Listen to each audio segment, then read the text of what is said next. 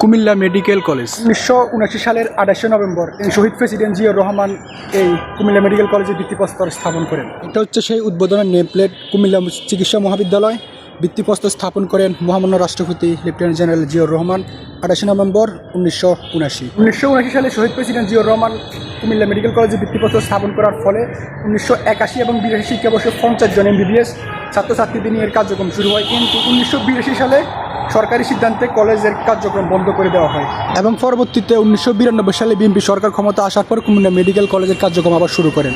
এটা হচ্ছে গিয়ে কুমিল্লা মেডিকেল কলেজে একটা একাডেমিক ভবন।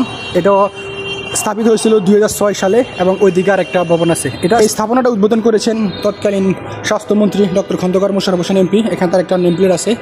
কুমিল্লা মেডিকেল কলেজের একাডেমিক ভবন শুভ উদ্বোধন করেন ডক্টর খন্দকার মোশাররফ হোসেন MP, মাননীয় মন্ত্রী, স্বাস্থ্য পরিবার কল্যাণ মন্ত্রণালয়, 17 অক্টোবর 2006। অর্থাৎ এই ভবনটা হচ্ছে একাডেমিক ভবন। এটা উদ্বোধন বা এটা প্রতিষ্ঠা হয়েছিল 2006 সালে। এমনিতে মেডিকেল কলেজ স্থাপনা শুরু হয়েছিল কিন্তু 1979 সালে, কিন্তু 82তে কার্যক্রম বন্ধ হওয়ার পর আবার 92-তে কার্যক্রম শুরু হয়েছিল। এর মধ্যে 1982 সালের পরে কলেজের কার্যক্রম বন্ধ করে কিন্তু হসপিটালের কার্যক্রম শুরু করা হয়েছিল, যেটা কুমিল্লা মেডিকেল কলেজ হসপিটাল বা কুশাতলী হসপিটাল নামে পরিচিত। কুশাতলী মূলত এই এরিয়া বা এই গ্রামটার নাম হচ্ছে কুশাতলী, সেই জন্য এই হসপিটালটাকে কুশাতলী হসপিটাল নামে অভিহিত করা হয়। কুমিল্লা আধুনিক হাসপাতাল 250 শয্যা শুভ উদ্বোধন করেন বেগম খালেদা জিয়া, মাননীয় প্রধানমন্ত্রী, গণপ্রজাতন্ত্রী বাংলাদেশ সরকার, 11 জানুয়ারি 1992।